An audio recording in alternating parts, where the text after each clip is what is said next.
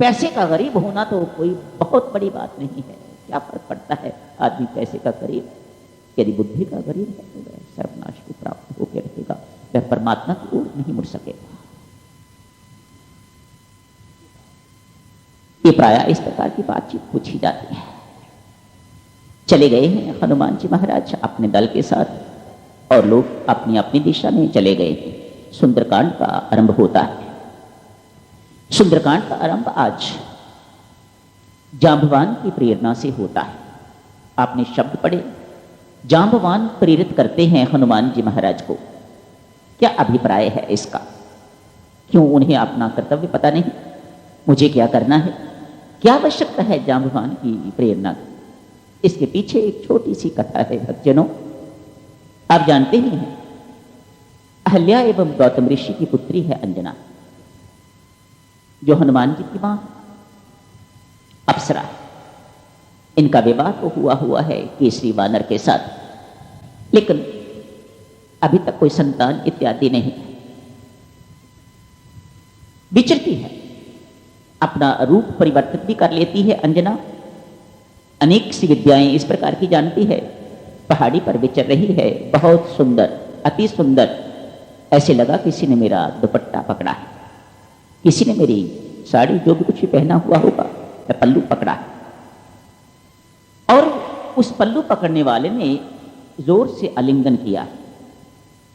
कौन हो तुम? मेरे सतीत्व को भंग करने वाले, मेरे पतिव्रत धर्म को भंग करने वाले आप कौन हो? अदृश्य हैं, कहते हैं मैं वायु, पवन। इसीलिए हनुमान जी महाराज को पवन पुत्र कहा जाता है। मैं पवन, देवी सुंदरी ऐसा कहते हैं। सुंदरी, मेरे ऊपर संदेह न कर, मैं तेरा सतीत्व भंग नहीं कर रहा। मैं तेरा जो पतिव्रत धर्म है मैं उसे भंग नहीं कर रहा। मेरे आलिंगन मात्र से तेरे गर्भ से एक बहुत तेजस्वी पुत्र पैदा होने वाला है, वह पुत्र पैदा होगा। ये हनुमान जी महाराज को जांबवान सुना रहे। मानो हनुमान जी महाराज को कुछ भूला हुआ है, वे उसे याद दिला रहे हैं। हनुमान, तेरी मां बहुत प्रसन्न हुई, गर्भवती हो गई, तेरा जन्म एक गुफा में हुआ। मैंने उसी वक्त, जांबवान कहते हैं, पवन ने, वायु ने उसी वक्त कहा, ये मेरे जैसा तेजस्वी होगा, मेरे जैसा नवमंडल में भी उड़ने वाला होगा और जल में भी तैरने वाला होगा, इत्यादि इत्यादि, बड़ा भारी तेजस्वी होगा, ओजस्वी होगा। ऐसी बातें उस वक्त वायु महाराज ने कही। तेरा जन्म हुआ, मां बहुत प्रसन्न हो, अंजना बहुत प्रसन्न। बालकाल में ही तुम बड़े तेजस्वी, बड़े शरारती, बड़े इस प्रकार के थे, बड़े शक्तिशाली। लपक पड़े सूर्य पर, उसे पकड़ने के लिए इंद्र देवता ने आप पर प्रहार किया, आप नीचे गिर पड़े। आप नीचे गिरने से आपकी हनु टेढ़ी हो गई, इसलिए नाम पड़ गया आपका हनुमान। हनु अर्थात ये ओडी, एटी जो है, ये ठोडी जिसे ये इनकी टेढ़ी हो गई, गिर गई, इसलिए नाम पड़ा उनका हनुमान। वायु को पता लगा मेरे पुत्र का इस प्रकार से अपमान हुआ है, उसने बहना बंद कर दिया, चलना बंद कर दिया। देवी देवता बड़े आतंकित, बड़े दुखी, आके क्षमा याचना करे, वायु जी महाराज क्षमा करिए, हमें पता नहीं था, हमारे से भूल हो गई है। इंद्र देवता आदि आके क्षमा मांगते हैं। तब ब्रह्मा जी ने वरदान दिया। याद दिलाते हैं हनुमान जी महाराज को, जांबवान, तब ब्रह्मा जी महाराज ने तुम्हें वरदान दिया था, हनुमान तुम युद्ध में कभी किसी के अस्त्र शस्त्र से नहीं मारे जा सको। उसी वक्त इंद्र देवता ने प्रसन्न होकर क्षमा याचना भी की, वायु से, पवन से क्षमा मांगी और कहा, इच्छा मृत्यु का वरदान भी तुझे दिया। तुम छोटे थे ना हनुमान, तो ऋषि मुनियों को भी तंग किया करते थे।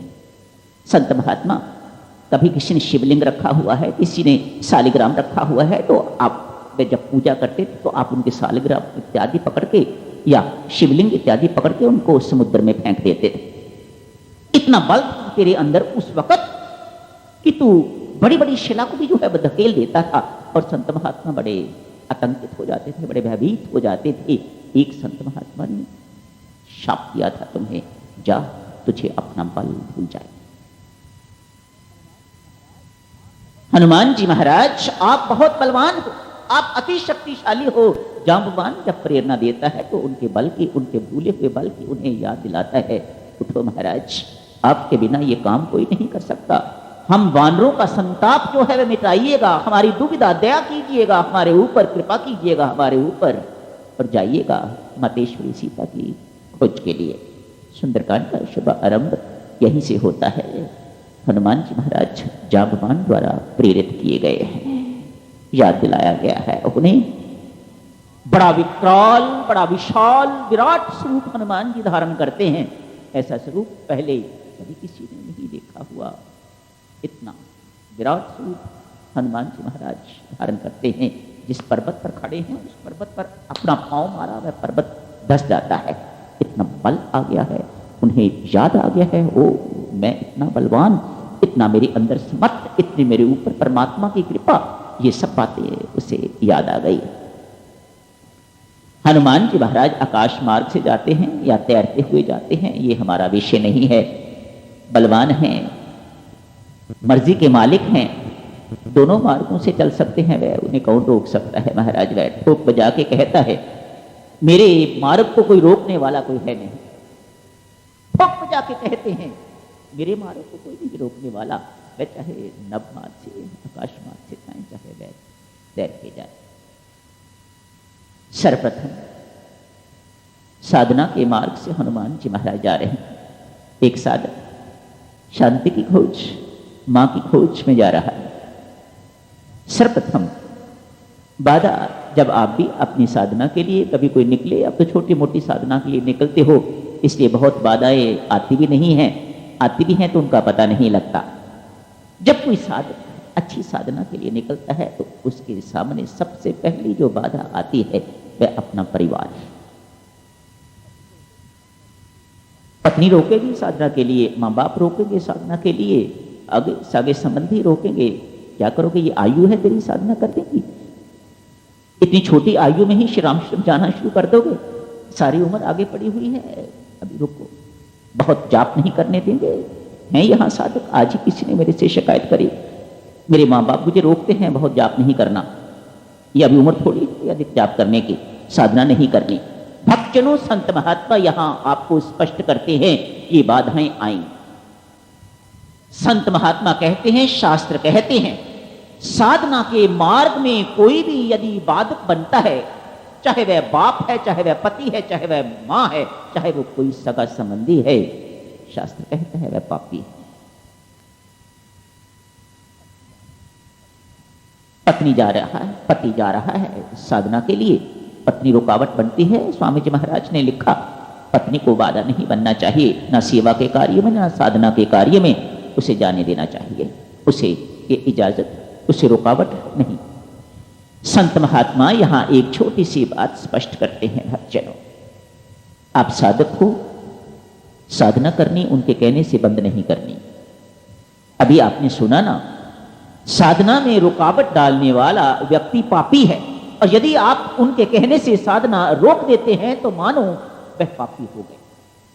और यदि आप उनका कहना ना मान के श्री रामचंद्र जाना जारी रखते हैं, अपनी साधना का क्रम जो है वह जारी रखते हैं, तो वह पाप उन्हें नहीं लगेगा। हाँ, थोड़ी घर में अशांति जरूर हो जाएगी, थोड़ी किटपिट जरूर हो जाएगी, लेकिन उन्हें पाप तो नहीं लगेगा। प्रथम बाधा हनुमान जी के मार्ग में मैनाक पर्वत आया है। ये समुद्र से अरप्त हुआ है, समुद्र से ऐसे निकला है, थक गया होगा मेरा हनुमान, मानो कोई संबंधी है, कोई जानवकार है, कोई हमदर्द है। ये हनुमान इतनी दूर से तैरता तैरता आ रहा है, थक गया होगा, थोड़ी सी जगह उसको ऊपर करके बना दी, मानो एक कुर्सी दे दी, एक मेज दे दिया, थोड़ी देर के लिए बैठ जाओ, विश्राम कर लो। हनुमान जी कहते हैं, महाराज क्षमा करें, राम काज किए बिना विश्राम कहाँ, ये सफलता प्राप्त किए बिना विश्राम नहीं, साधना में विश्राम नहीं है बात। इसलिए उनके स्नेह का तिरस्कार न करके ऐसे हाथ लगाते हैं, छूते हैं और आगे चल पड़ते हैं। हनुमान जी कहते हैं, महाराज आपका बहुत बहुत धन्यवाद, आपने मेरे लिए इतना सोचा है, आप मेरे स्नेही हैं, परम स्नेही हैं, सुहृद हैं आप, मैं आपको प्रणाम करता हूं महाराज, पर मुझे राम काज किए बिना विश्राम नहीं मिलेगा, मुझे वह काम पूरा करना है, मुझे जाने की इजाजत दीजिएगा।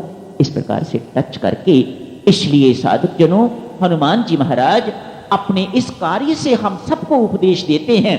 यदि आप सोचो कि आप सगे संबंधियों का तिरस्कार करके अपनी साधना में सफल हो जाओगे, तो हनुमान जी महाराज कहते हैं ऐसा संभव नहीं दिखाई देता, कठिनाई आएगी आपको।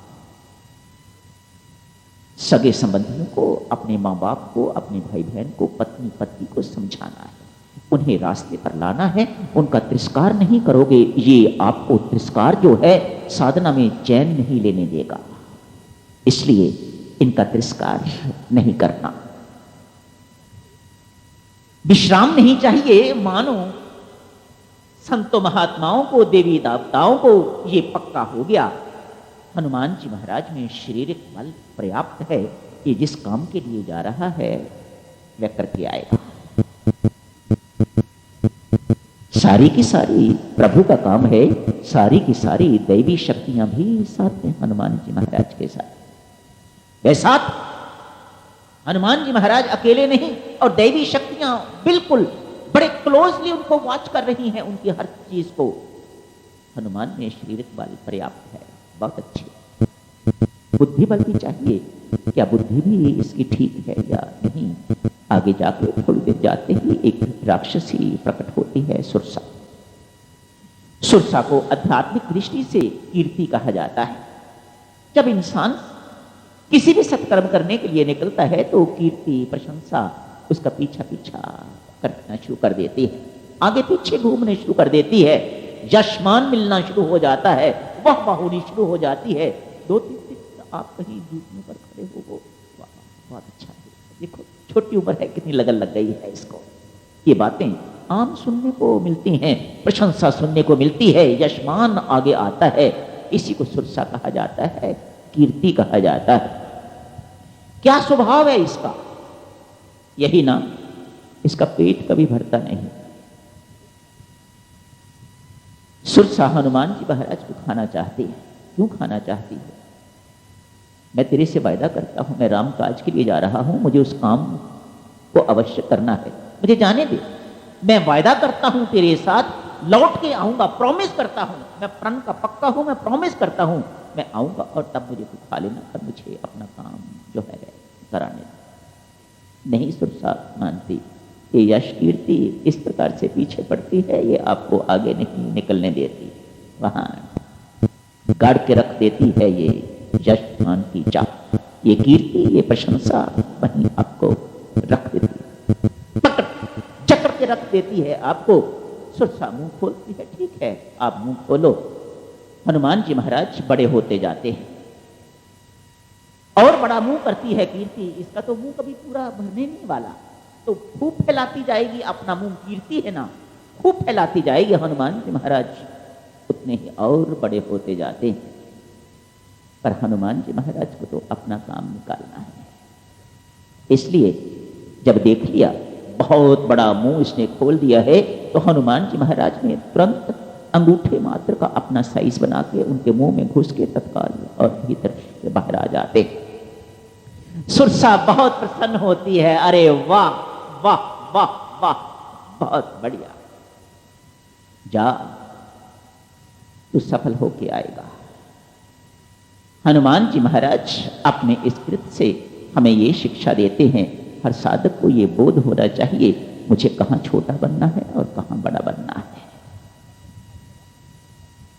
हर वक्त हर जगह पर नम्रता काम नहीं आती, कहीं पर आपको आंख भी दिखानी पड़ती है। सदा नम्र बने रहोगे तो लोग खा जाएंगे आपको। ये यश कीर्ति करने वाले, प्रशंसा करने वाले लोग आगे पीछे घूमते रहेंगे, यदि इनको आंख नहीं दिखाओगे, तदक इस प्रकार से नहीं करोगे तो ये तो खा जाएंगे आपको। इसलिए हर वक्त नम्र नहीं बने रहना, हनुमान जी महाराज यहां ये शिक्षा देते हैं। सुरसा से छुट्टी होती है, आगे एक और राक्षसी खड़ी है। यहां पर लगता है हनुमान जी महाराज आकाश मार्ग से चलने लग गए हैं। वह इनकी छाया को पानी में देखती है और ऊपर उभरती है, इनकी छाया को पकड़ लेती है। छाया को पकड़ के इनको नीचे उतार लेती है।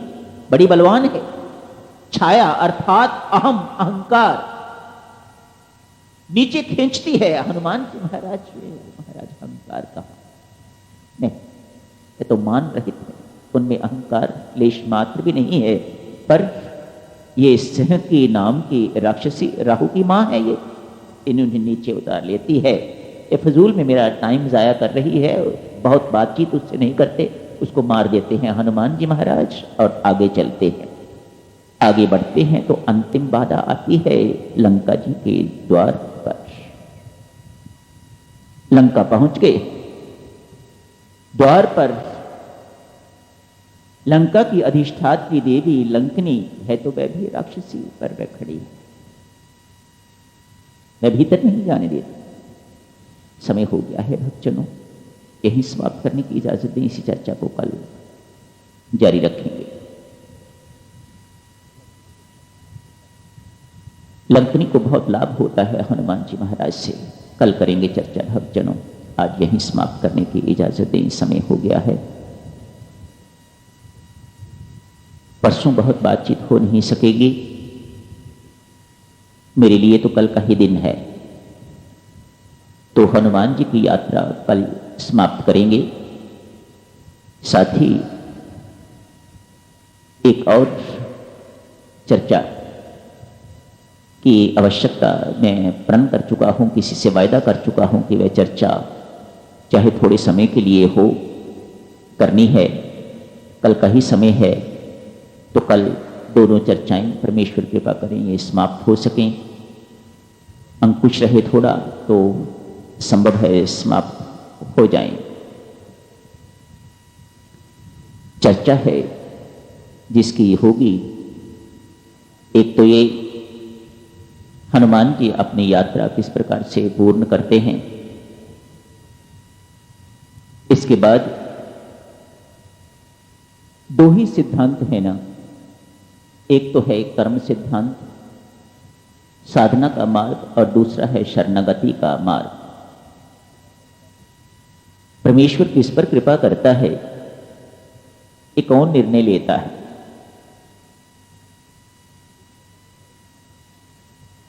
किसके प्रति वह इतना पक्षपाती हो जाता है? परमात्मा की कृपा अकारण है, अहेतुकी है। क्या अभिप्राय है इससे? क्या अर्थ निकलता है इसका? मनमौजी है क्या?